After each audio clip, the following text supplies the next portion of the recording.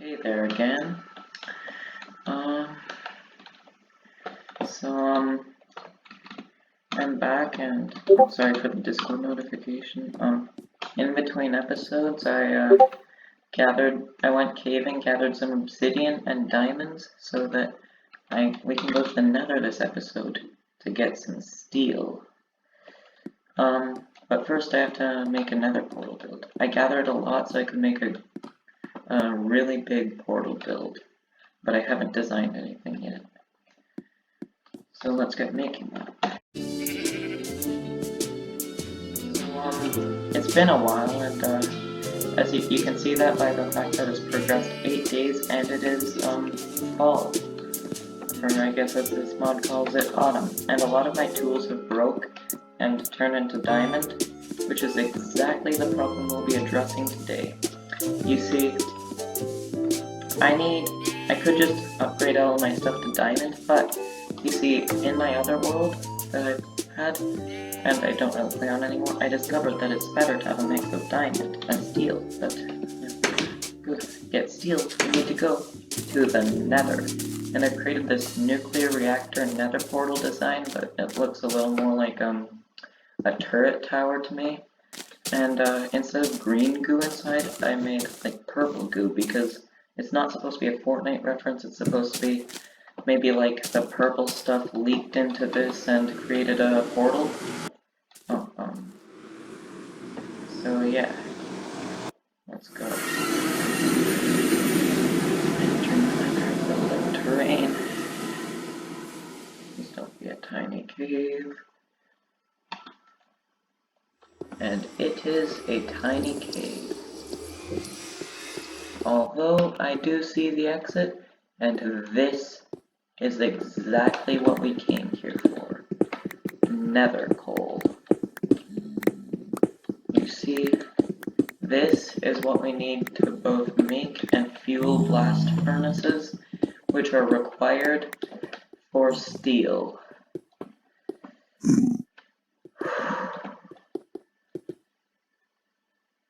Are there any of these guys? Yeah, I don't really want to demonstrate what they drop, but they drop cooked pork chops in this version.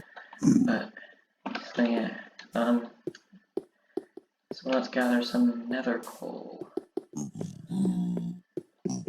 I might come back sometime to gather some glowstone, but I don't really need it for my build now. So the reason I built a nuclear reactor for my nether portal was after I built my house, I decided, since it looked industrial with that chimney, I wanted to make a sort of upper town, which is more industrialized and stuff, and then a lower town, which is more,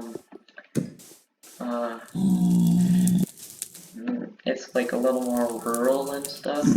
So the upper town starts with my house and the nuclear reactor portal, and the lower town starts with the spawner.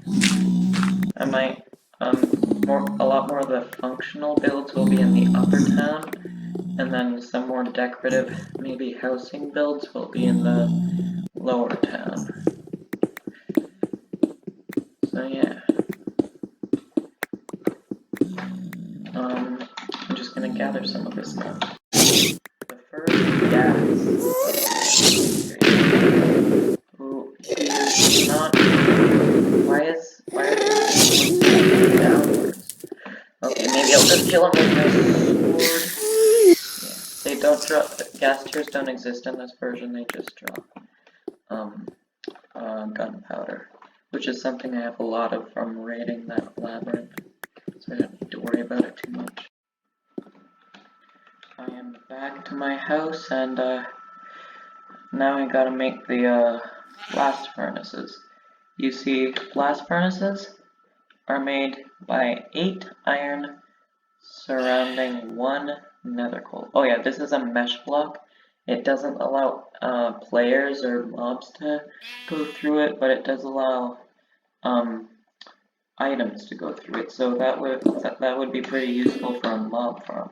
Yes, I can put the nether coal in here, and also put some iron in here. I'm not gonna smelt all my iron because I don't really want to, but yeah, and I might want to sleep as well. So in terms of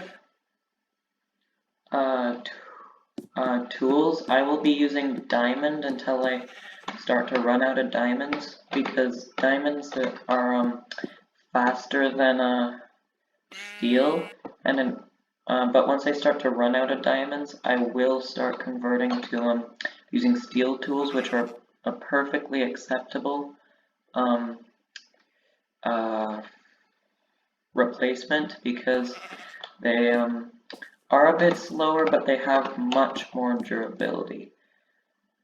And in terms of armor, I will be using a mix of helmet and boots, I believe, steel, and chest plate and leggings diamond. You see, I did that because diamonds are better for all-rounder stuff, but steel is much better for fire, and I hate fire damage, so I would like to negate it as much as possible. And also, if I only have the steel boots and helmet, it won't diminish the other stats too much. So yeah. And once I make my a new shovel here, I'll be fully stacked up. Yes, I am fully suited up now. So now that I've gotten full maxed out stuff, I'd like to show you the capabilities of the bow in older versions of Minecraft. You see, in normal Minecraft, you have to draw back your... Oh yeah, the dirt's oh, I hate creeper explosions, but at least in this mod they are actually a bit better, because creepers do drop everything that they explode. They're quite annoying though. That was why the dirt was like that there. And yeah.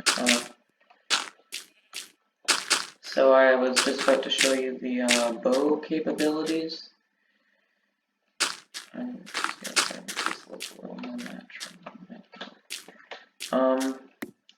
So yeah, in modern Minecraft versions, you have to draw back your bow, and then it's not that accurate. In this mod, you can hold down your bow, and it is incredibly accurate every time. And also, if you spam click instead of holding it back, you can do it even faster. And not in this mod, that actually fixes this, but this issue. But in actual older Minecraft versions, there was no durability.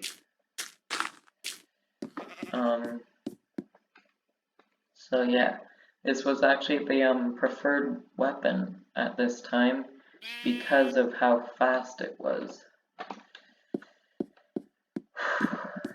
So yeah, and it's one of the reasons I set up my skeleton spawner, was to get a ton of arrows. Yeah. So I've been collecting some arrows here so I can use them for my bow. And yeah, but you see, there's something about this mod that I want to show you. You see,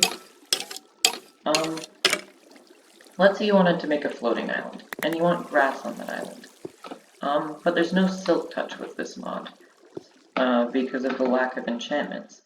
So what if you wanted to get a grass block up there without having to make a huge dirt tower? Well, there's a way to do that. So, and I have all the materials to do it. So let's hop over to the base. So I'm back at the base, and all you need to do this is one piston, one obsidian, and something to power the piston. So let's do this on a grass block because it's the most easily found thing that's that you can't obtain normally. So you'll need to place the obsidian on one side of the block, and the piston on the other side, and then you activate the piston. Break the piston, and bam, you've got your block. Oh yeah, also obsidian is a lot faster to break. Now I don't really need any grass blocks, but that could be pretty useful for the future.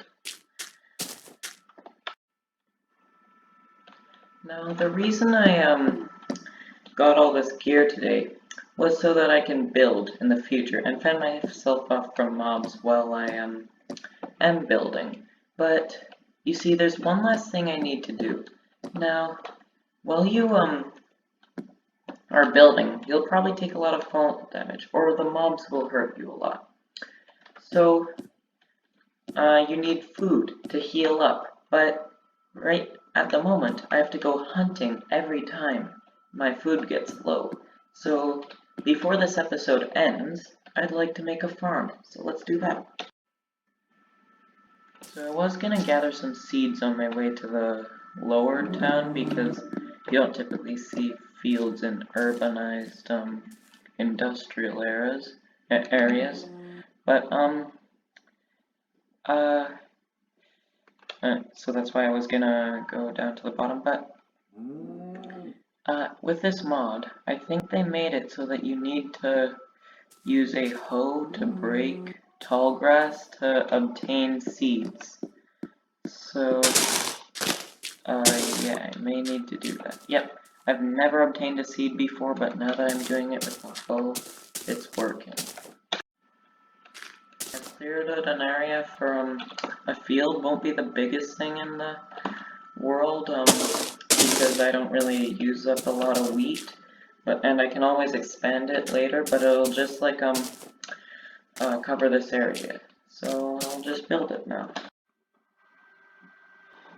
So here's the field.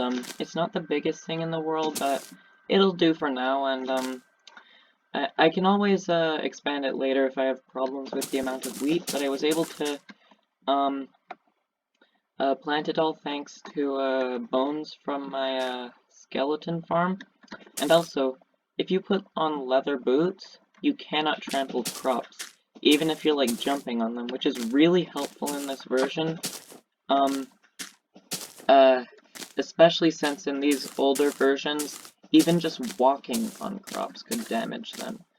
Yeah, and I don't have my hoe with me, so I don't really want to demonstrate that right now, because then I'd have to replant. Actually, maybe I could do that with something here. And also I think I already told you that I use bones. Yeah, so, and I also left a space for a path in the middle here. So yeah, and that's all the time I have in this episode, so have a good day and bye!